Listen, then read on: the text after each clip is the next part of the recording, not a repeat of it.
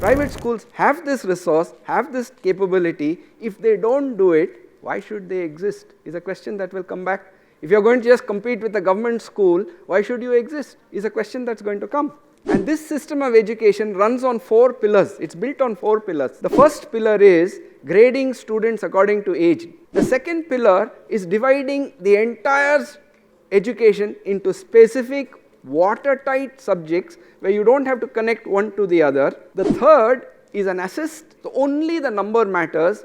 And the fourth, the worst of the pillars I would say, is the teaching approach towards teaching of languages that they adopted. And another dose of my talking, but this time I think it's going to be much more practical and down to earth. Many of the points which I am raising have been touched upon by other speakers earlier, and one or two of them I might even differ, including what Jerry raised about having a purpose. Holistic education is for anybody and everybody. So it's not confined to elite schools, it's not confined to urban schools, it's not a no for the underprivileged, it can be done anywhere. Private schools have an enormous responsibility, and I don't know that they have really understood it. They have this responsibility because they have access to resources which others don't have. I don't mean money, I don't mean land, I don't mean infrastructure, I don't mean technology. Private schools have access to talented, capable human beings like nobody else does. So whereas it's all right for the government to say we are focused on literacy programs, a private school cannot say we are focused on literacy programs. They have to do something much, much more.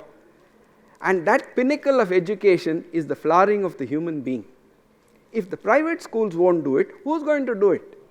And the other question also arises, private schools have this resource, have this capability. If they don't do it, why should they exist is a question that will come back. If you are going to just compete with a government school, why should you exist is a question that's going to come. And therefore, we need to see that we have inherited a colonial system of education.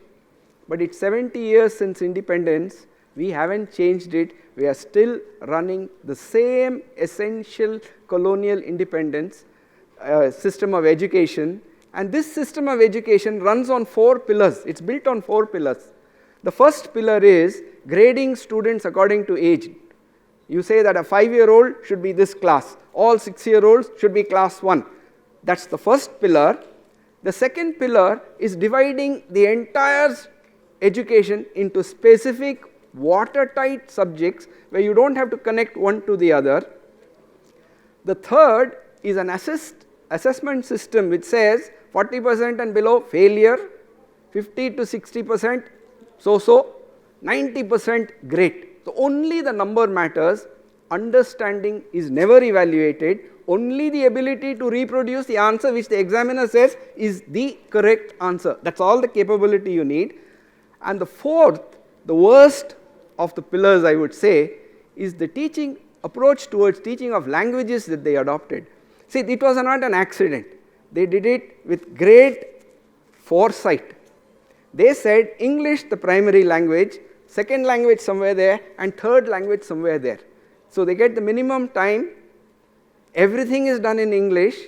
So we come through a system where we don't teach children to think in a language, right? So you take statistics in any of the CBSE or ICSE schools, 10th standard is over, students say, thank God, no more second language. Nobody wants to take a language at +2.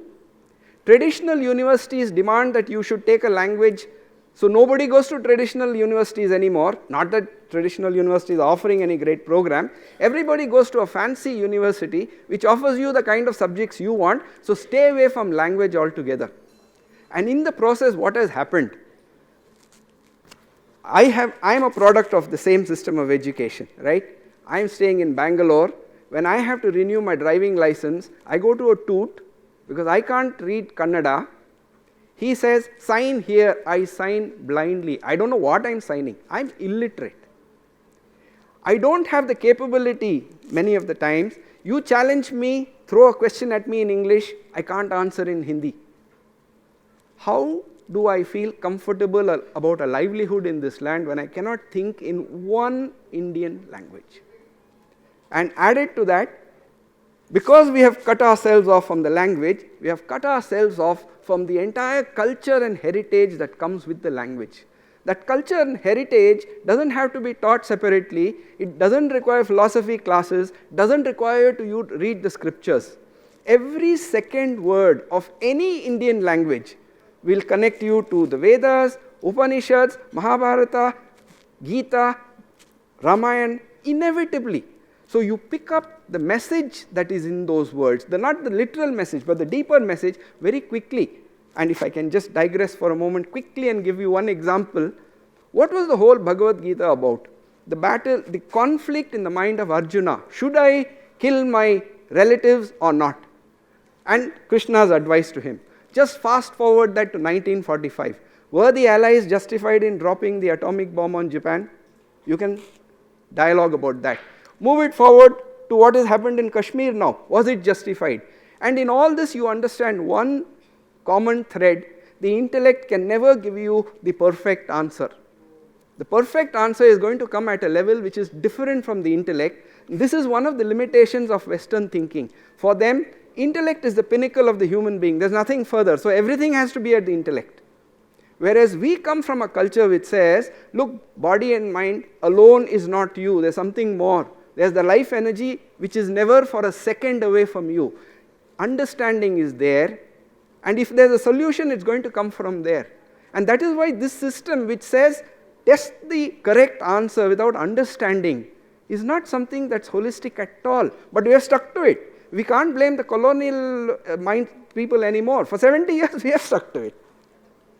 So what is the essence of a holistic education? First and foremost, a human being needs to feel secure, not threatened. If that is not addressed, he is going to have problems again and again and again. So that's the first and foremost that is required. Up to the age of 3, a child gets its security simply if the mother is in the line of sight. The mother doesn't have to sit with the child, but the mother must be in sight. The child feels safe. And the problems start because today we are not able to commit that kind of time, right? After 3, when the child comes into the school system, the individuality develops. And the I is the one that always feels threatened. So the moment you say more of choice, more of what you would like to do, more of you, we are only strengthening that I, which means it's going to feel more and more insecure. So, security is going to come from somewhere. We really need to start with that. Once security is done, comes the next reality. In this world, you can never be alone. You have to interact with other human beings, with other living beings, with the environment, and you can interact freely only if you don't feel threatened. Where do all problems of relationship come?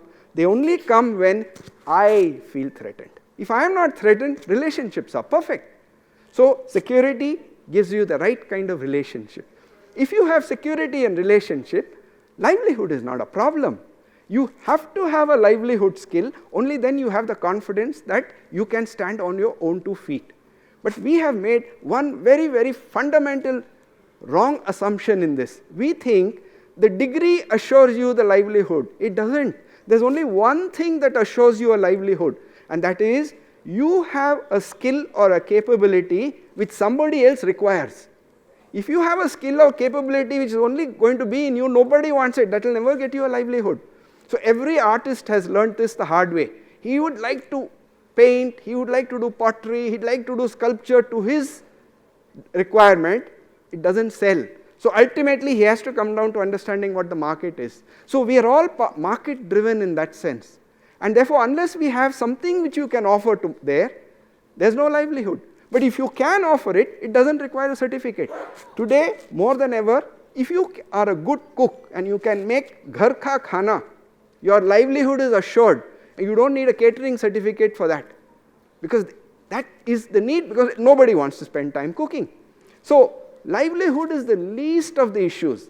First and foremost is security. Next is the ability to meet. And First, these two are not addressed in our education system at all. We are only looking at livelihood, and that too a wrong understanding of livelihood. So, we know about the fact that there are multiple intelligences. This is Howard Gardner came up with the theory of multiple intelligences. There were 8 discovered, now there is one more. So, we say yes, there has to be a little of everything in our life. So, you have a little academics, you have a little music, you have a little sport, you have a little craft. As more intelligences are required, can we go on adding? The day is limited to 24 hours. The sum of the parts does not make the whole.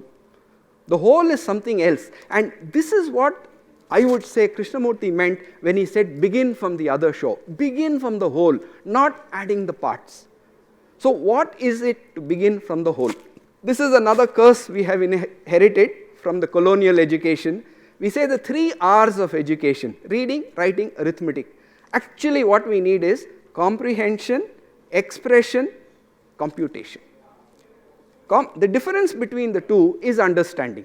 Only when there is understanding can there be comprehension, expression, presentation. And comprehension, expression, presentation can be done from any activity. It is not necessarily done from a textbook activity. So we have chained ourselves to this textbook system unnecessarily. So the whole thing depends on the creative teacher. There is no substitute for that creative teacher. You have, that's the quote at the end of that book. One lit lamp can light 1,000,000 lamps. An unlit lamp cannot light even one. How do you bring in the teacher who is a lit lamp? What is going to do that? Is it going to be degrees? Same kind of degrees that we have got are not going to make you creative. Money is not going to be creative.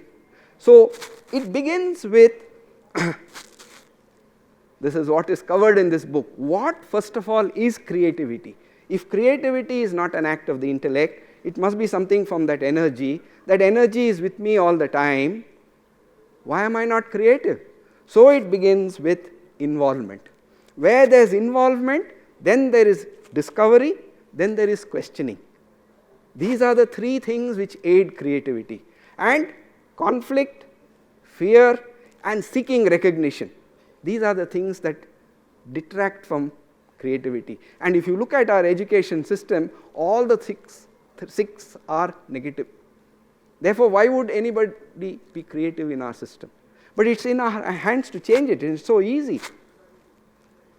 So, the same pyramid, involvement is the key. Can we have involvement first? When there is involvement, there is attention. There is no attention deficiency. When there is attention, when there is attention, there is creativity. There is a questioning. All this will happen. You don't have to instruct at all. We have become instructors in school. We don't need to give information. The student has to discover it for himself.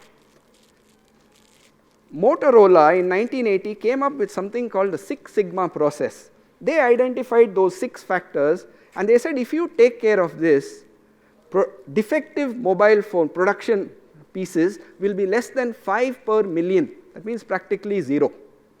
I am asking, can we take a leaf from 6 Sigma and can we bring in a 6 Sigma into education? We understand that there are human beings who are academic, intellectual. There are human beings who are physical. Karthik is going to talk about it tomorrow. There are human beings who are musical. There are human beings who are artistic. There are human beings who have great skill with their hands. There are human beings who have empathy towards animals, feeling. They are the ones who should become psychologists, right? So, can we understand that to have one model and say everybody fit into this is asking all the others to conform, and conformity breeds violence. Therefore, can we have 6 parallel streams? So, in each of these streams, can there be comprehension, expression, computation? So, can there be, for the intellectual fellows, can there be something which starts from astronomy, from science, from history, from geography, literature? Can they discover CEC to be done through the intellect? For the physical people, can they do it through sports? Why should you can start from any sport and do the process in the school? This is up to class 8 I am talking about. The artistic people, what is color? 3 dimension that we try to project on 2 dimension is simply shade and line. It's an illusion that you create. So how do you do that? And you get into the whole set of investigations there. Then you have the music people. We heard earlier a session on music. I found a parent at Bangalore. He was with Wipro, very deeply interested in music. From the beat and the raga, he would bring out simple equations, simultaneous equations and quadratic equations. I mean, that is something this man has come upon. That would be a great way of learning mathematics through music for those who are interested. Craft has completely gone out of our system. Nobody works with their hands anymore. Woodworking, metalworking, auto engines, to open out an engine, put it together. There are some who have that capability. Start from there, CEC through that. And for those who have feeling for life, work with animals, start with the underprivileged, there's enough opportunity there. So in all this, what are the 3 points we have to remember? First is involvement. You have to have the joy of doing what you are doing, whatever it is. CEC, comprehension, expression, computation, in everything.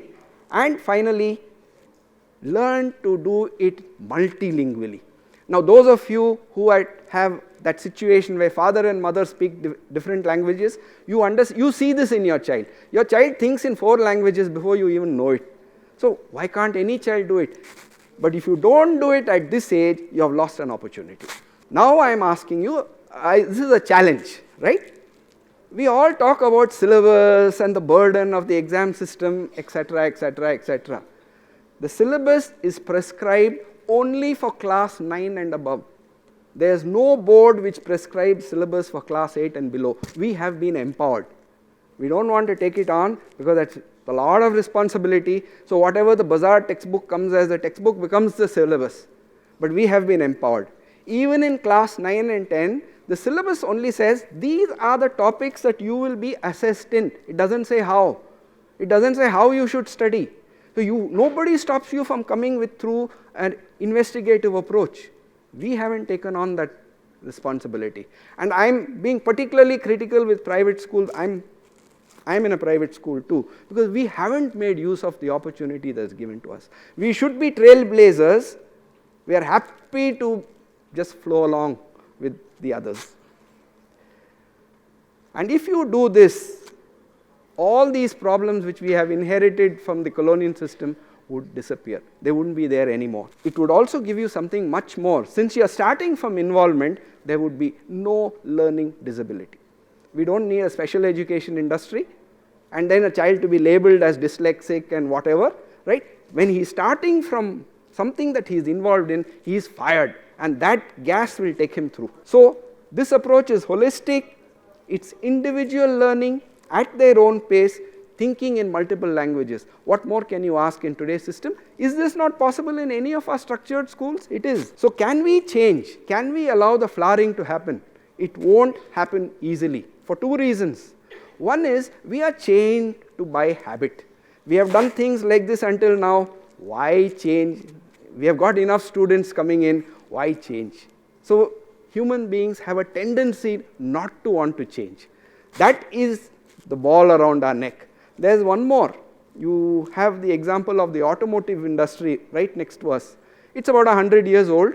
They've invested massively in petrol and diesel engines. So if you come up with electric vehicles or hybrid vehicles or something else, their investment is going to get lost. So they're not keen. They'd rather say yes, that we should do that, and then sabotage you from behind. The education industry is in the same way. We've invested massively with all these huge tower blocks. Then there's the textbook industry.